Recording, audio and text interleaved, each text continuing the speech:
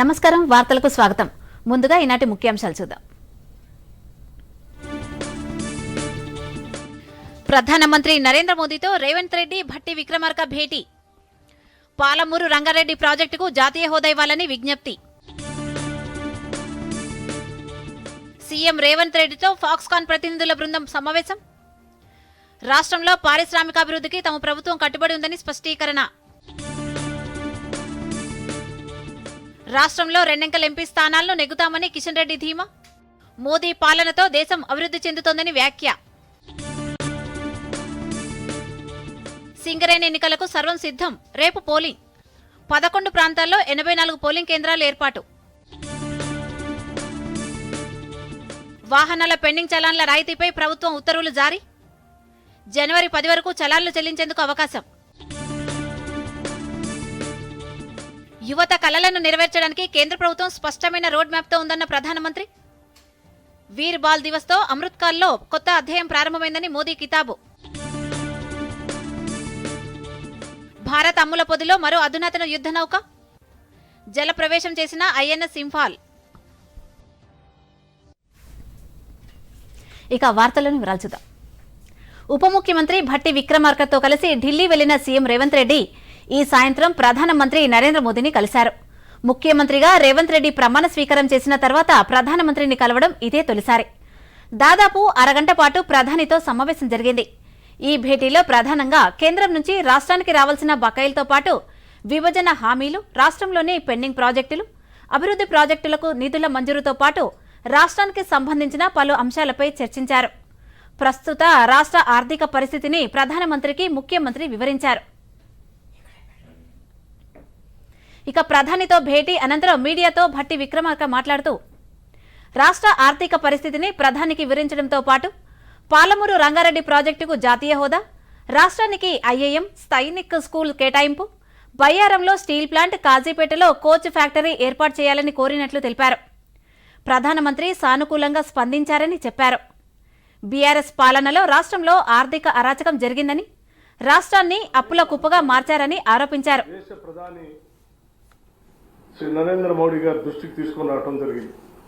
మేము రాష్ట్రం కోరి కొట్లాడి తెచ్చుకున్నదే నిధులు, నీళ్లు, నియామకాలు.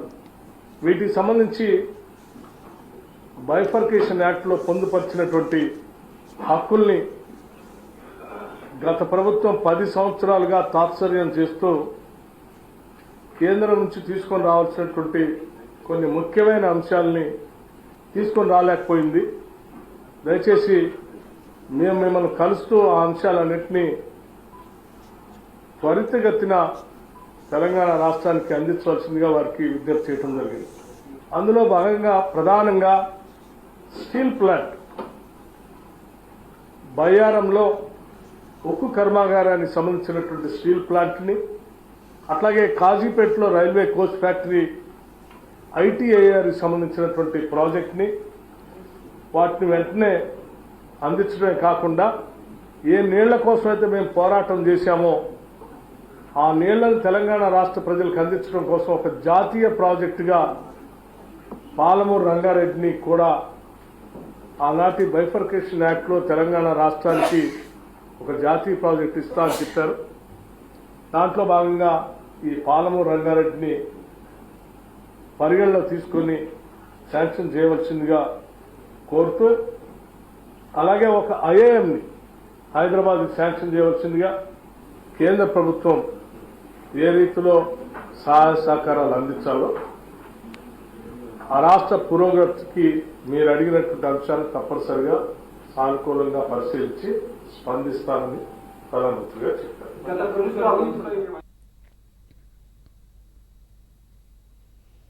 ఉపరాష్ట్రపతి జగదీప్ ధన్ఖడ్ రేపు తొలిసారిగా హైదరాబాద్కు రానున్నారు. ఏవీ కాలేజీలో జరిగే కార్యక్రమంలో ఉపరాష్ట్రపతి పాల్గొంటారు. ఉపరాష్ట్రపతి పర్యటనకు ప్రభుత్వం అన్ని ఏర్పాట్లు చేసింది. పర్యటన ఏర్పాట్లపై సీఎస్ శాంతికుమారి అధికారులతో సమీక్ష చేశారు. ఉపరాష్ట్రపతి పర్యటనకు సంబంధించి ఏర్పాట్లు చేయాలని అధికారులను సీఎస్ ఆదేశించారు. ఉపరాష్ట్రపతి తొలిసారిగా రాష్ట్రంలో పర్యటిస్తుండటంతో పోలీసు బందోబస్తుతో పాటు పోలీస్ బ్యాండ్ను ఏర్పాటు చేయాలని ఆదేశించారు.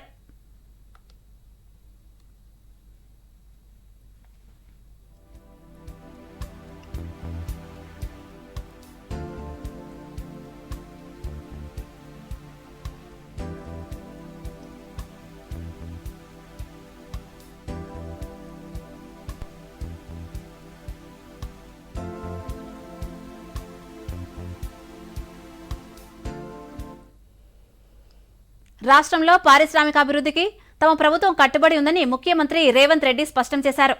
సచివాలయంలో ఈరోజు ముఖ్యమంత్రితో వీలీ నేతృత్వంలోని ఫాక్స్కాన్ ప్రతినిధుల బృందం కలిసింది. ఈ సందర్భంగా కొంగర్ కలాన్లో ఉత్పాదక కేంద్రం ఏర్పాటు చేస్తున్నట్లు ఫాక్స్కాన్ ప్రతినిధుల బృందం ముఖ్యమంత్రికి వివరించారు. దీనిపై స్పందించిన సీఎం ఫాక్స్కాన్ సంస్థ చేపట్టబోయే భవిష్యత్తు ప్రాజెక్టులకు అవసరమైన అన్ని సహాయ సహకారాలను అందిస్తామని హామీ ఇచ్చారు. కొంగర్ కలాన్ ఉత్పాదక కేంద్రానికి కూడా సహకారం అందిస్తామని పేర్కొన్నారు. ఈ సందర్భంగా సీఎం రేవంత్ రెడ్డి మాట్లాడుతూ రాష్ట్రంలో ఎలక్ట్రానిక్స్ పరిశ్రమ అభివృద్ధిని మరింత వేగవంతం చేస్తామన్నారు. పరిశ్రమల అభివృద్ధి ఏర్పాటుకు కావాల్సిన అనుమతులు సులభంగా అందించడంతో పాటు మౌలిక సదుపాయాలు కల్పిస్తామన్నారు. రాష్ట్రాన్ని పారిశ్రామికంగా దేశంలోనే అగ్రగామిగా ఉంచేందుకు కావలసిన అన్ని చర్యలను తీసుకుంటామని తెలిపారు. ఈ సమావేశంలో పరిశ్రమల శాఖ మంత్రి శ్రీధర్ బాబు, ప్రభుత్వ ప్రధాన కార్యదర్శి శాంతికుమారి, ఇతర ఉన్నతాధికారులు పాల్గొన్నారు.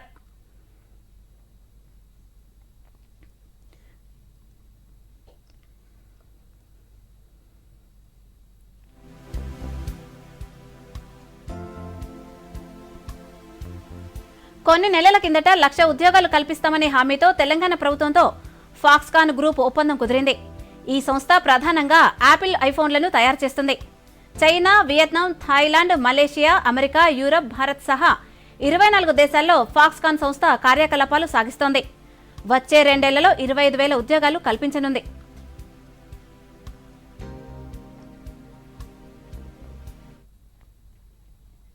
ఖమ్మం జిల్లా కలెక్టరేట్లో ప్రజాపాలనపై అధికారులతో జిల్లా ఇన్ఛార్జి మంత్రి కోమటిరెడ్డి వెంకటరెడ్డి సమీక్ష నిర్వహించారు. ఈ సమీక్షలో జిల్లా మంత్రులు పొంగులేటి శ్రీనివాసరెడ్డి, తుమ్మల నాగేశ్వరరావుతో పాటు కలెక్టర్, వివిధ శాఖల అధికారులు పాల్గొన్నారు. ప్రజాపాలన గ్రామ సభలు, 6 గ్యారంటీల అమలుపై మంత్రులు అధికారులకు దిశానిర్దేశం చేశారు. కాంగ్రెస్ ఎన్నికల హామీ 6 గ్యారంటీలను పారదర్శకంగా అమలు చేసే విధంగా చర్యలు చేపట్టాలని అధికారులను మంత్రి ఆదేశించారు. ఈ సందర్భంగా మంత్రి కోమటిరెడ్డి వెంకటరెడ్డి మాట్లాడుతూ పేదలకు ప్రభుత్వ పథకాలు అందించాలనేదే తమ ప్రయత్నమని చెప్పారు. 10 ఏళ్లుగా విధ్వంసమైన తెలంగాణను గాడిలో పెడుతున్నామని అన్నారు. డిపార్ట్మెంట్ చూసినా నష్టాల బారినే ఉన్నది, వేల కోట్లలో, మామూలు కోట్లలో కాదు. ఉదాహరణకు కాళేశ్వరం సంబంధించిన విషయంలో రేపు మా గౌరవ ఇరిగేషన్ శాఖ మంత్రులు శ్రీధర్ బాబు గారు, ఉత్తమ్ కుమార్ రెడ్డి గారు కూడా 29th రోజు విజిట్ పోతున్నారు. మేఘాల మీద నేనే డిజైన్ చేసినా, నేనే చీఫ్ ఇంజనీర్ అని చెప్పి ప్రాజెక్టు కట్టి 1,70,000 కోట్ల అప్పు చేసి ఒక్క కొత్త ఎకరానికి కూడా ఆయకట్టు ఇవ్వకుండా 10 గండిపేటలంతా ఉండే మల్లన్న సాగర్ నిర్మించి, కొండపోచమ్మ నిర్మించి తన ఫామ్ హౌస్ తప్ప ఒక కొత్త ఎకరానికి ఆయకట్టు ఇవ్వలేదు. ఇది వాస్తవం. 28వ తారీఖు నుంచి 6వ తారీఖు వరకు, ఈ నెల 28 నుంచి జనవరి 6 వరకు ప్రజాపాలన కొనసాగుతుందని మంత్రులు పొంగులేటి శ్రీనివాసరెడ్డి, తుమ్మల నాగేశ్వరరావు చెప్పారు. ధరణిలోని లోపాలను కూడా సరిచేస్తామని హామీ ఇచ్చారు. ప్రజల దగ్గరకు వెళ్లే కార్యక్రమాన్ని చేపట్టాం. ఈ ప్రభుత్వం యొక్క ఆలోచన, ఈ ప్రభుత్వం యొక్క విధానాలు, ఈ ప్రభుత్వం ఎలా నడుచుకోవాలనుకుంటుంది, ఇది ప్రజాపాలన, ప్రజల ప్రభుత్వం, ఇందిరమ్మ రాజ్యం.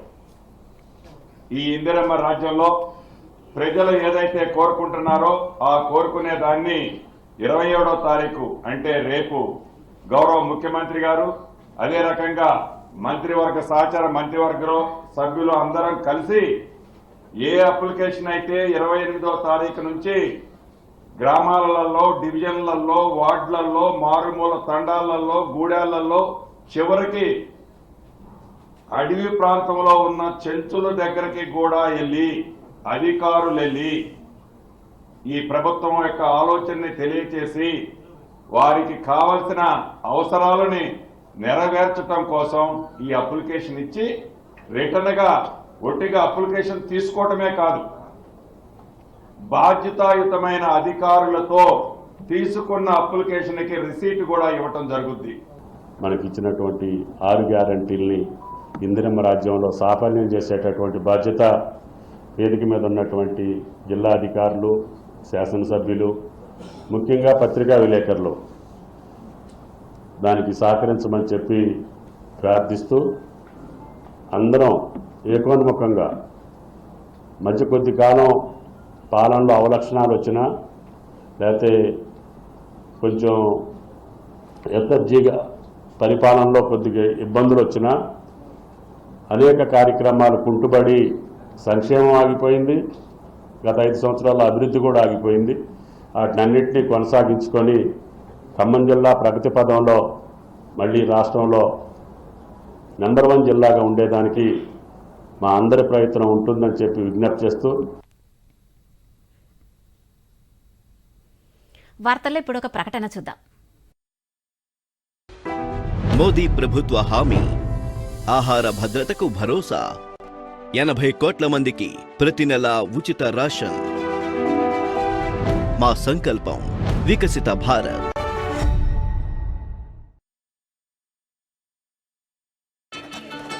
పూలవాడు, కేటరింగ్ వాడు, బ్యాండ్ వాడు, ఇదిగోండి బాబు.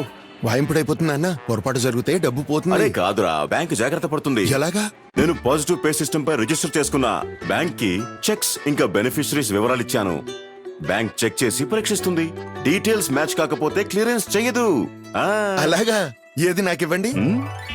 ఫోటోల వాడు, లైట్ల వాడు, మండపం వాడు. ఆర్బీఐ ఉంటుంది. విషయాలు తెలుసుకోండి, జాగరూకంగా ఉండండి. భలే బాగా చెప్తున్నారు వీరు.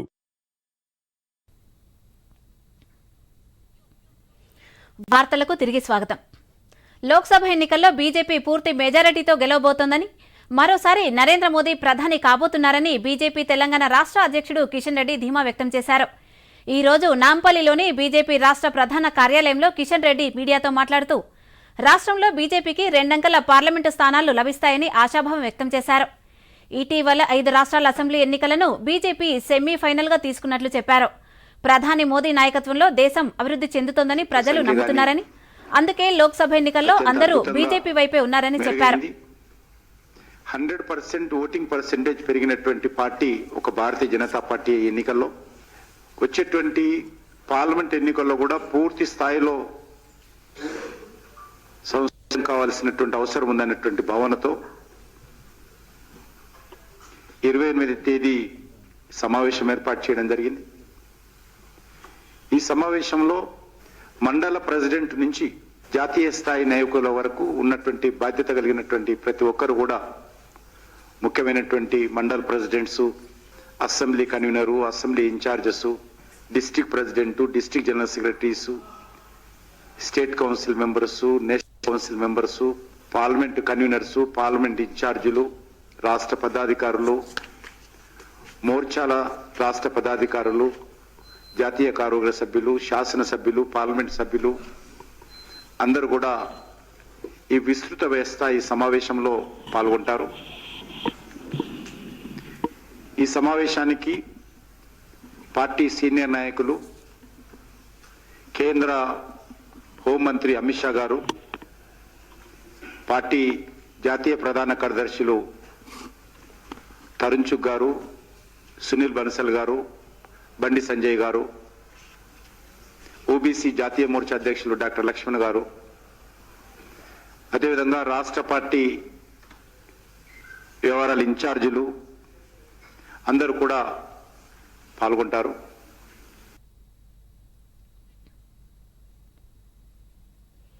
వాహనాలపై ఉన్న పెండింగ్ ట్రాఫిక్ చలాన్లపై రాష్ట్ర ప్రభుత్వం భారీ రాయితీ ప్రకటించింది. ఈ మేరకు రవాణా శాఖ కార్యదర్శి కె శ్రీనివాసరాజు ఈ రోజు ఉత్తర్వులు జారీ చేశారు. జనవరి 10వ తేదీ వరకు పెండింగ్ చలాన్లను చెల్లించేందుకు అవకాశం కల్పించారు. హైదరాబాద్ పరిధిలోని 3 పోలీస్ కమిషనరేట్లతో పాటు రాష్ట్ర వ్యాప్తంగా వాహనాలపై ఉన్న పెండింగ్ చలాన్లపై రాయితీ వర్తిస్తుంది. ద్విచక్ర వాహనాలు, ఆటోలకు 80%, కార్లు, భారీ వాహనాలకు 60%, ఆర్టీసీ బస్సులకు 90% రాయితీ ఇచ్చింది. ప్రస్తుతం రాష్ట్రంలో 2 కోట్లకు పైగా చలాన్లు పెండింగ్లో ఉండడంతో ముఖ్యమంత్రి రేవంత్ రెడ్డి సూచనతో పోలీస్ శాఖ ఈ నిర్ణయం తీసుకుంది. నిర్ణీత వ్యవధిలో చలాన్లు చెల్లించే వారికే ఈ రాయితీ వర్తిస్తుందని పేర్కొంది. ఈ చలాన్ వెబ్సైట్ ద్వారా చలాన్ల చెల్లింపులు చేసుకోవచ్చని ప్రభుత్వం తెలిపింది. ఇక గతేడాది ఇలాగే పెండింగ్ చలాన్లపై రాయితీ ప్రకటించడంతో 300 కోట్ల వరకు చలాన్ల రుసుము వసూలైంది.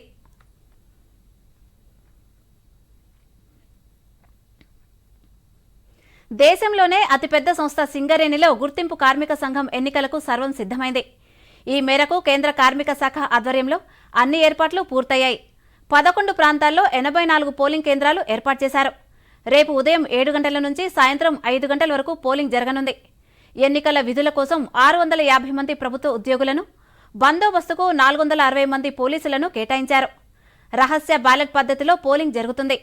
ఆ తర్వాత ఏరియాల వారీగా ఓట్లు లెక్కిస్తారు. ముందు ఏరియా వారీగా విజేతలను ప్రకటిస్తారు. ఆ తర్వాత మొత్తం పోలైన ఓట్లలో సగానికంటే ఎక్కువ ఓట్లు సాధించిన సంఘానికి గుర్తింపు హోదా కేటాయిస్తారు. కాగా సింగరేణి పరిధిలో 24 భూగర్భ, 18 ఓపెన్ కాస్ట్ గనులు విస్తరించున్నాయి. మొత్తం 39,000 మంది కార్మికులు పనిచేస్తున్నారు. 1998 నుంచి సింగరేణిలో కార్మిక సంఘాలకు ఎన్నికలు నిర్వహిస్తున్నారు. గుర్తింపు సంఘం కాలపరిమితి మొదట 2 ఏళ్లు ఉండగా ఆ తర్వాత 4 ఏళ్లకు పెంచారు. చివరిసారిగా 2017 అక్టోబర్లో ఎన్నికలు జరగా గెలుపొందిన యూనియన్ కాలపరిమితి 2021 అక్టోబర్తో ముగిసింది. సింగరేణి గుర్తింపు సంఘం ఎన్నికల్లో మొత్తం 39,773 మంది కార్మికులు ఓటు హక్కు వినియోగించుకోనున్నారు. ఎన్నికల్లో 13 కార్మిక సంఘాలు పోటీ పడుతున్నాయి. ప్రధానంగా ఏఐటీయూసీ, ఐఎన్టీయూసీ, తెలంగాణ బొగ్గుగని కార్మిక సంఘం పోటీలో ఉన్నాయి.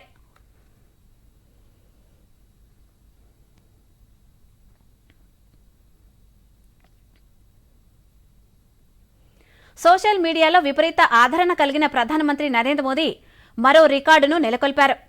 వ్యక్తిగత యూట్యూబ్ అకౌంట్కు 2 కోట్ల పైచిలకు సబ్స్క్రైబర్లను కలిగిన నేతగా మోదీ నిలిచారు. సోషల్ మీడియా, యూట్యూబ్ వంటి మాధ్యమాల ద్వారా దేశ ప్రజలతో నిరంతరం టచ్లో ఉండే అతి కొద్ది నేతల్లో ప్రధాని ఒకరు. అధికారిక, వ్యక్తిగత అకౌంట్లలో ఆయన పెట్టే పోస్టులు, వీడియోలను నిత్యం లక్షల్లో వీక్షిస్తూ ఉంటారు. ప్రధానికి పెద్ద సంఖ్యలో సబ్స్క్రైబర్లు, ఫాలోవర్లు ఉన్నారు. ప్రధాని తర్వాతి స్థానంలో ఉన్న బ్రెజిల్ అధ్యక్షుడు జైర్ బొల్సోనారో, ఉక్రెయిన్ అధ్యక్షుడు జెలెన్స్కీ ఉన్నారు. డిసెంబర్లో ప్రధాని మోదీకి వీడియోలకు 22.4 కోట్ల వీక్షణలు వచ్చాయి.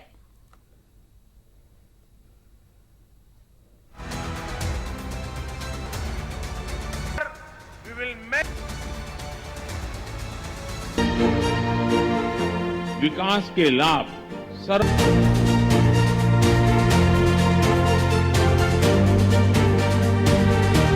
इंक्लूसिव, एम्बिशियस, डिसिसिव और एक्शन और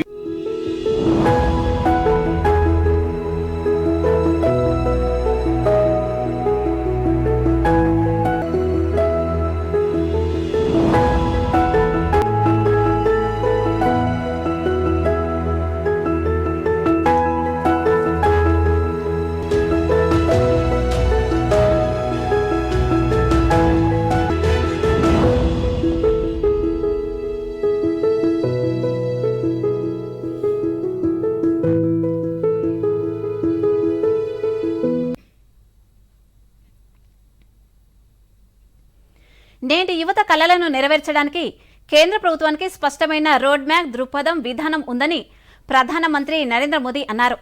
ఢిల్లీలోని భారత మండపంలో జరిగిన వీర్ బాల్ దివస్ కార్యక్రమంలో ప్రధాని పాల్గొన్నారు. సిక్కుల 10వ గురువు గురు గోవింద్ సింగ్ కుమారులు జోరావర్ సింగ్, ఫతే సింగ్ వీరమరణం పొందిన డిసెంబర్ 26ను వీర్ బాల్ దివస్గా గత ఏడాది నుండి కేంద్ర ప్రభుత్వం నిర్వహిస్తోంది. ఇందులో భాగంగా ఢిల్లీలోని భారత మండపంలో జరిగిన కార్యక్రమంలో ప్రధానమంత్రి పాల్గొన్నారు. కేంద్ర మంత్రులు స్మృతి ఇరానీ, అనురాగ్ సింగ్ ఠాకూర్, ధర్మేంద్ర ప్రధాన్తో పాటు వేలాది మంది సిక్కు బాలలు హాజరయ్యారు. ఈ సందర్భంగా బాలలు ప్రదర్శించిన అస్త్రశస్త్ర విన్యాసాలు, యుద్ధ కళలు ఆహుతులను ఆకట్టుకున్నాయి. ఈ సందర్భంగా ప్రధాని ప్రసంగిస్తూ, ఈరోజు వీర్ బాల్ దివస్ పాటించడంతో దేశ స్వాతంత్ర అమృతకాల్లో కొత్త అధ్యాయం ప్రారంభమైందని అన్నారు. తరతరాలుగా వస్తున్న దశను భారత్ దాటుతోందని అన్నారు. భారతదేశాన్ని యువత శక్తి కేంద్రంగా అభివర్ణించిన ప్రధానమంత్రి మోదీ రాబోయే 25 ఏళ్లు యువతకు పెద్ద పెద్ద అవకాశాలు తెస్తున్నాయన్నారు. ఇప్పుడు మన వారసత్వం గురించి గర్విస్తున్నామని, ప్రపంచ దృక్పథం కూడా మారిపోయిందని అన్నారు. నేడు ప్రపంచమంతా భారతదేశాన్ని అవకాశాల భూమిగా గుర్తిస్తోందని చెప్పారు.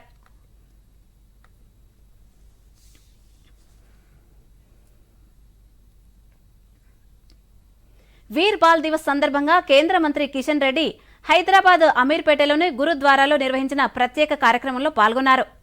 సిక్కుల 10వ గురువు గురు గోవింద్ కుమారులు జోరావర్ సింగ్, ఫతే సింగ్ వీరమరణాన్ని గుర్తు చేసుకున్నారు. అనంతరం నిర్వహించిన ర్యాలీలో పాల్గొన్నారు.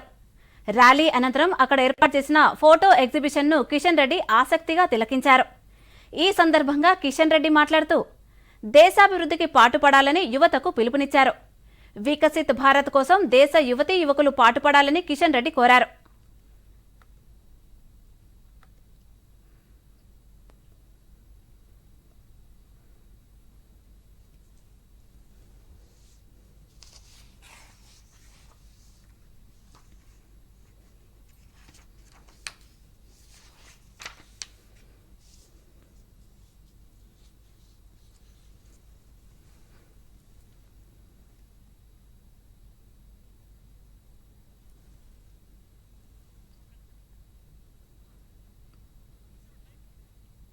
ఆ ఇద్దరు పసిపిల్లలు ఏదైతే చేసినటువంటి త్యాగం ఉందో, ఏదైతే షహీద్ అయ్యారో ధర్మం కోసమో, వాళ్ళ అడుగుజాడల్లో మనమందరం కూడా ఒక స్ఫూర్తితో ఈనాటి సమాజానికి తెలియాల్సిన అవసరం ఉంది.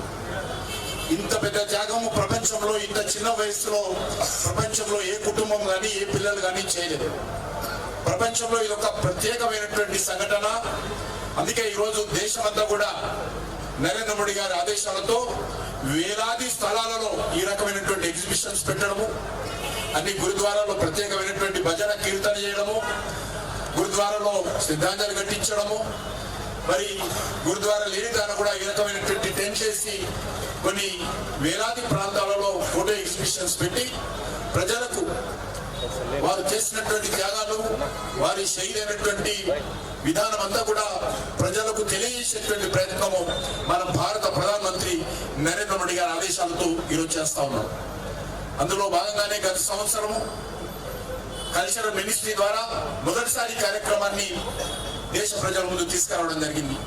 అదేవిధంగా ఈ సంవత్సరం కూడా ఈ రకమైనటువంటి ఎగ్జిబిషన్ మా మంత్రిత్వ శాఖ ద్వారాని దేశమంతా కూడా ఈరోజు పంపించి అందరికి ప్రదర్శనలు ఏర్పాటు చేయడం జరిగింది. ప్రధానమంత్రి గారు ఒక అడుగు ముందుకేసి చెప్పారు. దేశంలో ప్రతి సంవత్సరము ఈ యొక్క డిసెంబర్ 26వ తేదీ మరి వీర భారత్ దివస్ గా ఇద్దరు షహీదాలు ఎట్లయితే త్యాగాలు చేశారో, ఇదే స్ఫూర్తితో మరి పసిపిల్లలకు, యువతకు, ప్రజలకు చైతన్యం చేసే విధంగా ప్రతి సంవత్సరం కూడా వీర భారత్ దివస్ గా వీరి త్యాగం చేసినటువంటి రోజును నిర్వహించాలని చెప్పి కూడా షహీద్ అయినటువంటి ఈ యొక్క రోజును ఆ రకంగా మరి వీర భారత్ దివస్ దినంగా నిర్వహించాలని చెప్పి నిర్ణయించడం జరిగింది. ఇప్పుడు ఒక ప్రకటన చూద్దాం. మోదీ ప్రభుత్వ హామీ మహిళల కోసం పొగలేని వంటిల్లు. ప్రధానమంత్రి ఉజ్వల యోజన కింద 10 కోట్ల గ్యాస్ కనెక్షన్లు. మా సంకల్పం వికసిత భారత్.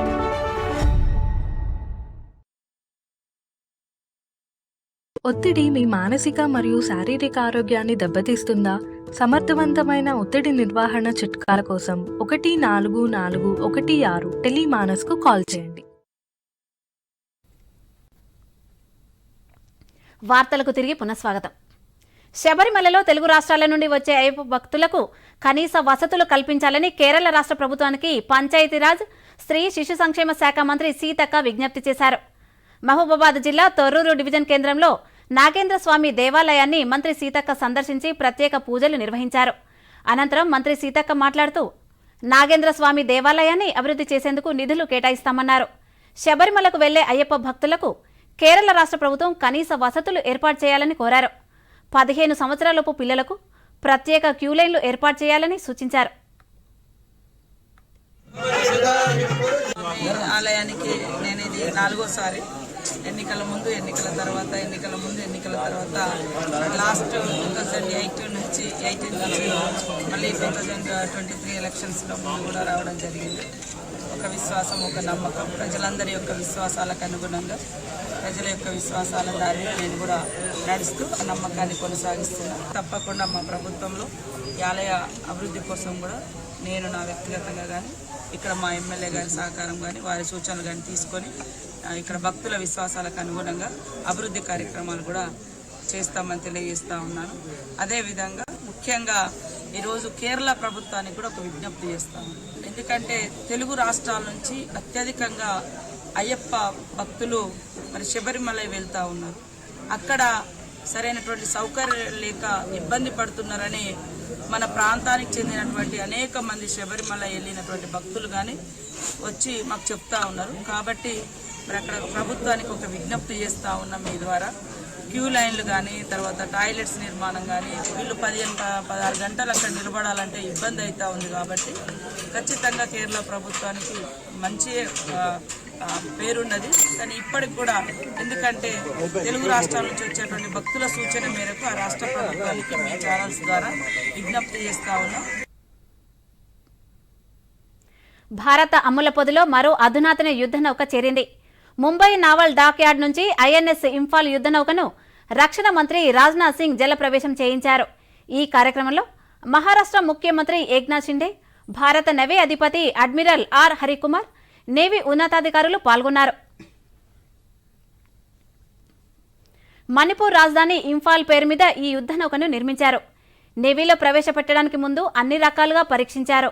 ఐఎన్ఎస్ ఇంఫాల్ నుంచి సూపర్సోనిక్ బ్రహ్మోస్ క్షిపణిని కూడా విజయవంతంగా పరీక్షించారు. డిస్ట్రాయర్ యుద్ధ నౌక ఇంఫాల్ను నడపడానికి దానిలో 4 గ్యాస్ టర్బైన్లను అమర్చారు. ఈ ఐఎన్ఎస్ ఇంఫాల్ను పూర్తిగా దేశీయ పరిజ్ఞానంతో తయారు చేశారు. ఐఎన్ఎస్ ఇంఫాల్ను శత్రువు రాడార్కు కూడా గుర్తించకుండా ఉండటం మరో ప్రత్యేకత. అలాంటి సమయంలో ఈ ఐఎన్ఎస్ ఇంఫాల్ తనకు ఇచ్చిన ఆపరేషన్ను నిర్వర్తిస్తుంది. ఐఎన్ఎస్ ఇంఫాల్లో ఉపరితలం నుంచి ఉపరితలానికి, ఉపరితలం నుంచి గాలిలోకి ప్రయోగించే క్షిపణులను కూడా కలిగి ఉంటుంది. ఇక పూర్తి స్వదేశీ పరిజ్ఞానంతో తయారు చేసిన ఐఎన్ఎస్ ఇంఫాల్ భారత ఆత్మనిర్భర్ను చాటి చెబుతోందని రక్షణ మంత్రి రాజ్నాథ్ సింగ్ అన్నారు. యుద్ధ నౌక అందుబాటులోకి రావడంతో ఇండియన్ నేవీ అమలు పొదిలో మరో బ్రహ్మాస్త్రం చేరిందని పేర్కొన్నారు. భారత్ ఏక్తా అఖండతాకు కూడా ఐఎన్ఎస్ ఇంఫాల్ నిదర్శనంగా నిలుస్తుందని అన్నారు. क्षेत्र में भारत की आत्मनिर्भरता का यह जीता जागता प्रमाण है. यह राष्ट्रीय सुरक्षा के प्रति एमडीएल एवं नेवी की कमिटमेंट और इसके निर्माण में शामिल सभी स्टेक होल्डर्स की कठिन मेहनत, लगन और समर्पण को भी दर्शाता है. आईएनएस इंफाल की कमीशनिंग भारत की नौसैनिक शक्ति को और मजबूती प्रदान करेगा, ऐसा मेरा पक्का विश्वास है. अपनी बात समाप्त करने से एक और बात कहना चाहता हूं. आजकल समुद्र में हलचल कुछ ज्यादा बढ़ गई है. भारत की बढ़ती आर्थिक और सामरिक ताकत ने कुछ ताकतों को ईर्ष्या और द्वेष से भर दिया है. अरब सागर में हाल में हुए यमवी चैम प्लूटो पर ड्रोन हमले और कुछ पहले लाल सागर में यमवी साईं बाबा पर हुए हमले को भारत सरकार ने बहुत ही गंभीरतापूर्वक लिया है. भारतीय नौसेना ने समुद्र की निगरानी बढ़ा दी है. जिन्होंने भी इस हमले को अंजाम दिया है సరిహద్దుల్లో పాకిస్తాన్కు చెందిన 100 డ్రోన్లను భారత భద్రతా బలగాలు ధ్వంసం చేశాయి. పాకిస్తాన్ డ్రోన్లు భారత గగనతలంలోకి ప్రవేశించే ప్రయత్నం చేయడంతో బీఎస్ఎఫ్ దళాలు రంగంలోకి దిగాయి. డ్రోన్ల ద్వారా డ్రగ్స్ స్మగ్లింగ్ చేస్తున్నారని భారత భద్రతా బలగాలకు పక్కా సమాచారం అందడంతో ఆపరేషన్ చేపట్టి వాటిని ధ్వంసం చేశారు. పాకిస్తాన్ డ్రోన్లను సమర్థవంతంగా నిరోధించగలిగామని బీఎస్ఎఫ్ ఉన్నతాధికారులు వెల్లడించారు. ఈ డ్రోన్ల ద్వారా మాదక ద్రవ్యాలు, ఆయుధాలు, మందుగుండు సామగ్రిని భారత భూభాగంలోకి అక్రమంగా రవాణా చేయడానికి ప్రయత్నించినట్లు తెలిపారు. భారత భూభాగంలోకి మాదక ద్రవ్యాల తరలింపును అరికట్టే ప్రయత్నంలో భాగంగా త్రిముఖ వ్యూహాన్ని రూపొందించామన్నారు.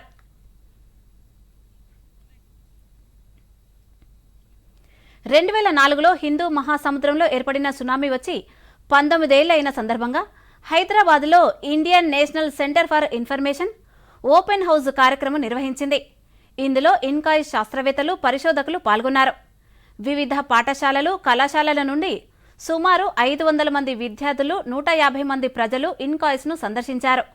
సునామీ, సముద్ర సలహాలు తీర ప్రాంత సమాజాలకు ఎలా ఉపయోగపడతాయో తెలుసుకున్నారు. ఈ సందర్భంగా ప్రముఖ శాస్త్రవేత్తలతో శాస్త్రీయ చర్చలను నిర్వహించింది. ఎన్జీఆర్ఐ ముఖ్య శాస్త్రవేత్త డాక్టర్ వినీత్ కుమార్ జీఎన్ఎస్ఎస్ వినియోగంపై ప్రసంగించారు. సునామీ కోసం ముందస్తు హెచ్చరిక సేవలు, తుఫాను ఉప్పెన సూచన, సంభావ్య ఫిషింగ్ జోన్ హెచ్చరికలు, ఆల్గమ్ బ్లూమ్ వంటివి అందిస్తోంది. ఈ సేవలు అత్యాధునిక సాంకేతికతలు, అంతరిక్ష సాంకేతికత, సముద్ర పరిశీలన నుండి డేటాను ఉపయోగించి అభివృద్ధి చేయబడ్డాయి. 2 టెస్టు సిరీస్లో భాగంగా సెంచురియన్లో దక్షిణాఫ్రికాతో జరుగుతున్న మొదటి టెస్టులో భారత్ తడబడింది. టాస్ ఓడి తొలి ఇన్నింగ్స్ ఆరంభించిన టీమిండియా తొలి రోజు ఆట ముగిసేసరికి 8 వికెట్ల నష్టానికి 208 పరుగులు చేసింది. భారత్ ఆరంభం కష్టాలతో ప్రారంభమైంది. బర్గర్, రబాడా విజృంభణతో భారత టాప్ ఆర్డర్ కుప్పకూలింది.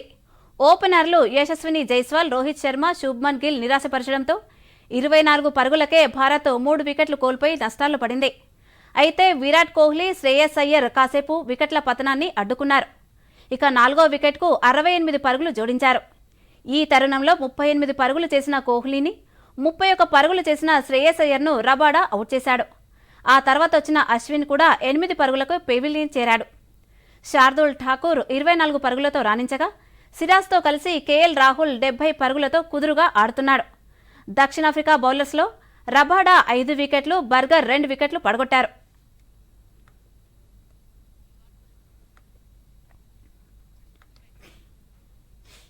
ఇక ఈ వార్తలు ఇంతటితో సమాప్తం. నమస్కారం. దూరదర్శన్ యాదగిరి వార్తలను ఇప్పుడు సోషల్ మీడియాలో కూడా చూడవచ్చు. యూట్యూబ్ అయితే DD న్యూస్ తెలంగాణ, ట్విట్టర్ అయితే DD news Telangana @DD Yadagiri news, మరి ఫేస్బుక్ అయితే DD న్యూస్ తెలంగాణలో చూసి సబ్స్క్రైబ్ చేసి లైక్ చేయండి, షేర్ చేయండి.